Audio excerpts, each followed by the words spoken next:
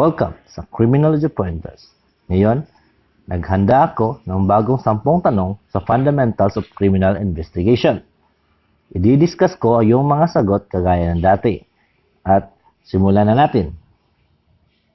1. It is defined as an art which deals with the identity and location of the offender and provides evidence of his guilt through criminal proceedings.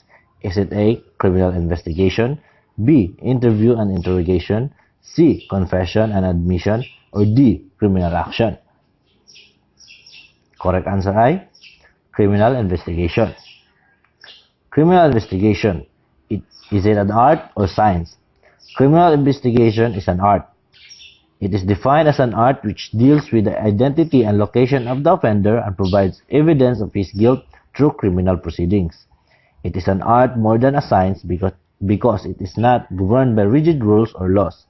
Most often than not, it is governed by intuition, felicity of inspiration, and to minor extent by chance or luck. Criminal investigation is a science. Criminal investigation is a systematic inquiry that aims at the identification and apprehension of alleged law violators. Criminal investigation, like science, than art, because today it primarily applies scientific knowledge, principles, and methodologies in order to discover, identify, and collect and process facts and pieces of evidence to promote criminal justice. So, science, dito na papasok ang criminalistics at instrumentation. So, is it an art or science? Answer is, it is both art and science. Careful na lang sa tanungan sa board kasi baka hingin nila either investigation is art or science. So, yun yung criminal investigation. Next.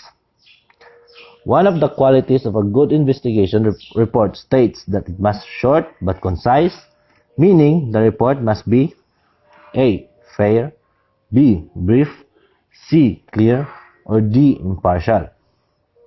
Correct answer ay brief. Qualities of a good report.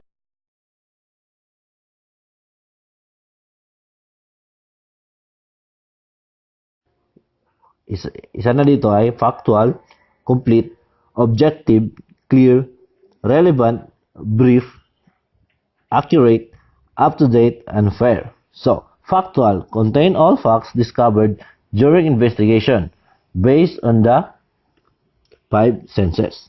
Complete, contain all facts and findings. Objective, present facts with appropriate words. Clear, simple and direct.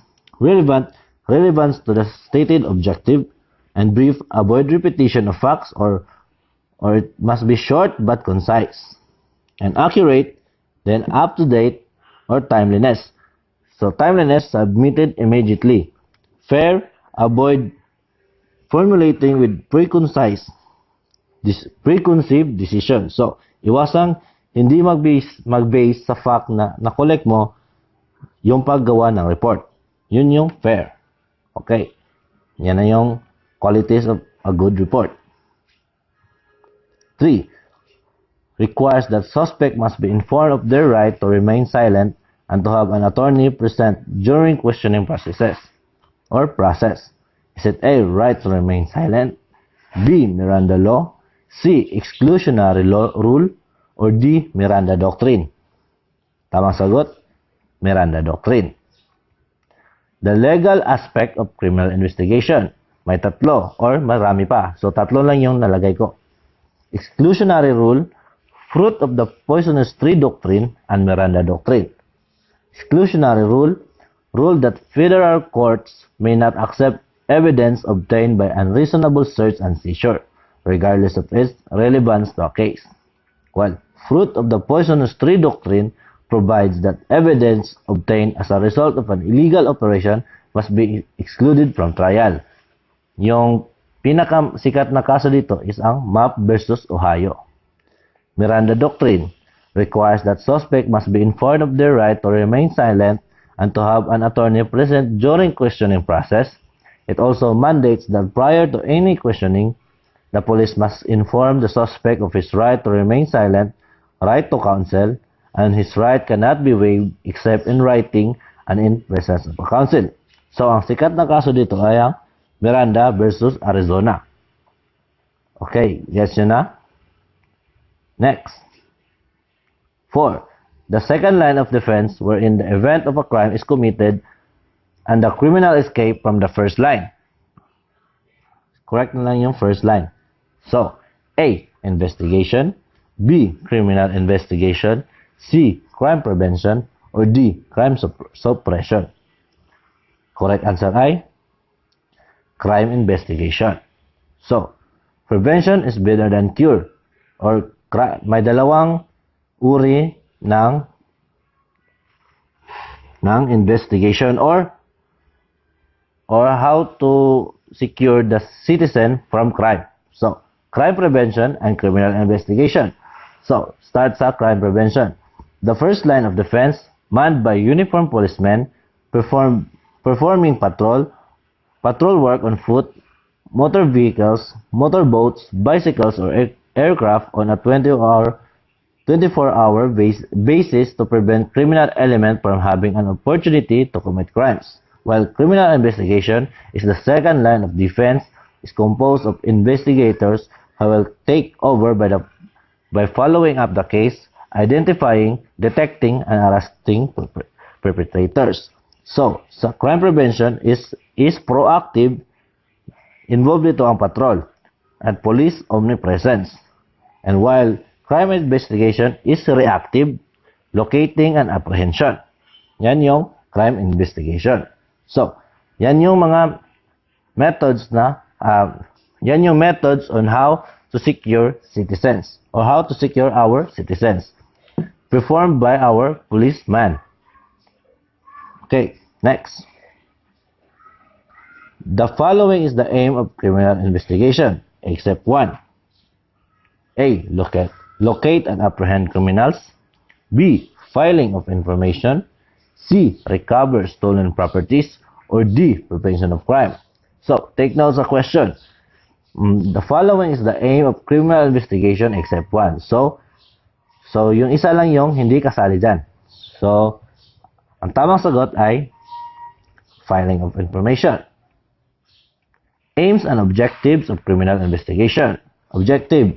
The primary purpose of criminal investigation is the establishment of facts and the removing of doubts that a crime has in fact committed, and it aims to prevent crime, apprehend criminals, and recover stolen properties. So, yan yung objective at aim. Next. 6. It is the initial inquiry by officers to establish facts and circumstances of a suspected crime and preserve any evidence related to the crime. So, A. Criminal investigation. B. Preliminary investigation. C. Final investigation. And D. Crime scene investigation. Correct answer ay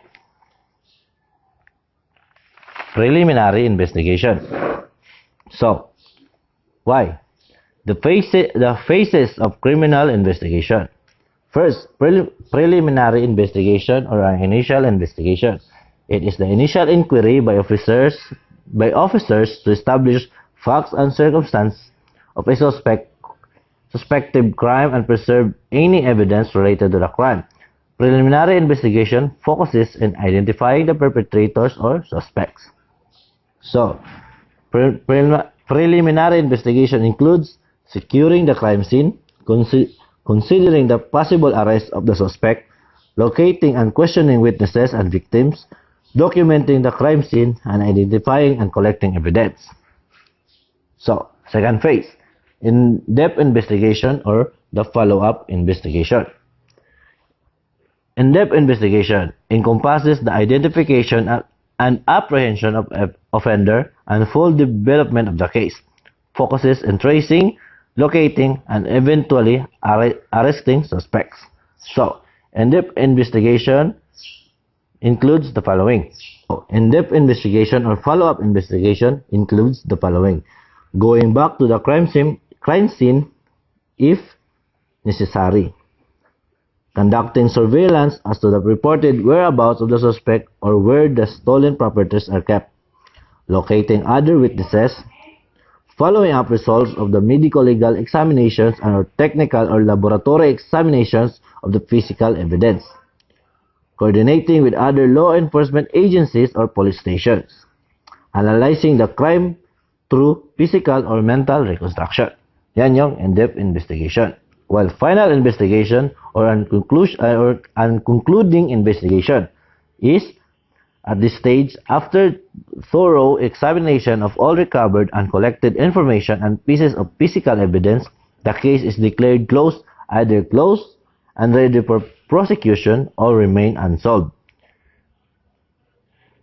Final investigation includes preparation of records of the case, review the suspect's arrest to ascertain its legality, review suspect statements and admission as to their legality, review the manner in which relevant evidence were secured, review and compile notes, reports, and documents that may be used during the trial.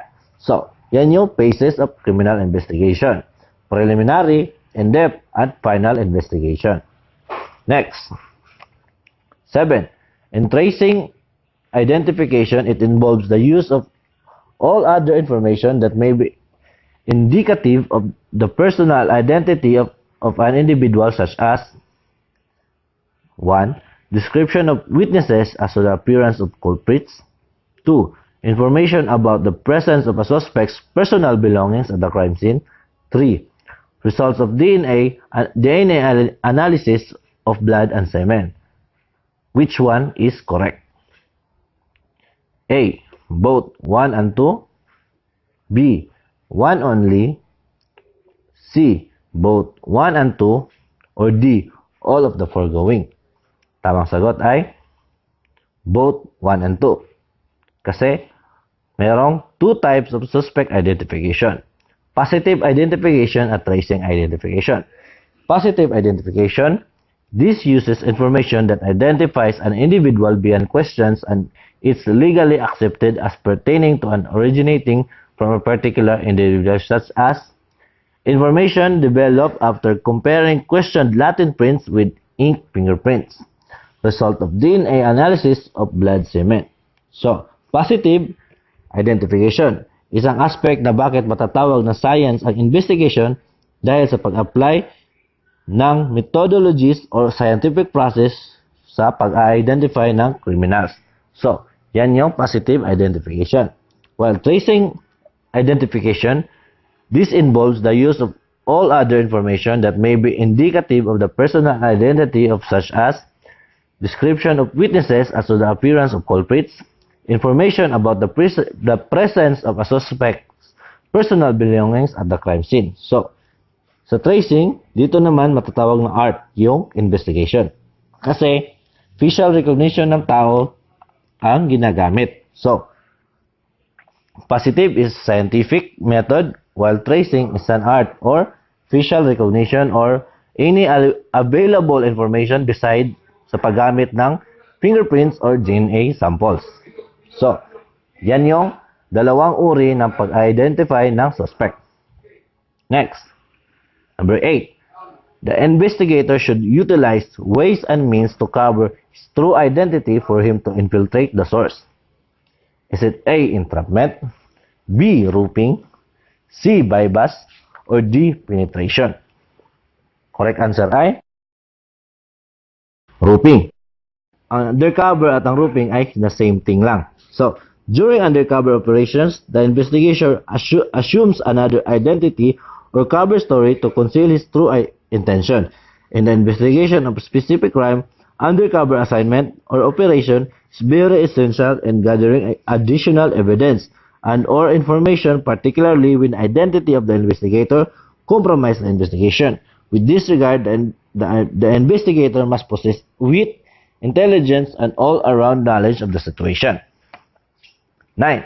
An agent assigned in target areas with the primary mission of supporting the cover story. Is it A. Undercover, B. Cover story, C. Cover support, or D. Cover? Correct answer ay cover support. Cover, any device utilized by person organization to ensure that one does not have the right to know must not be aware of the real purpose of the mission. Cover story, a biographical data through fictional which will portray the personality of the agent he assumed. Cover support, an agent assigned in target areas with the primary mission of supporting the cover story. Undercover assignment is an investigative technique in which his official identity, also known as undercover operation. Now, there are 4 types of cover: natural, artificial, cover with a cover, and multiple cover. Natural, using natural background; artificial, creating a story other than the natural background; cover with a cover, justification of existence; multiple cover, any cover you want. Next, last number. It is the fact that crime actually committed. Is it A, corpus delicti; B, crime scene; C, written note; D, evidence? Correct answer ay corpus delicti. So, that sums up our review. Good luck and God bless you.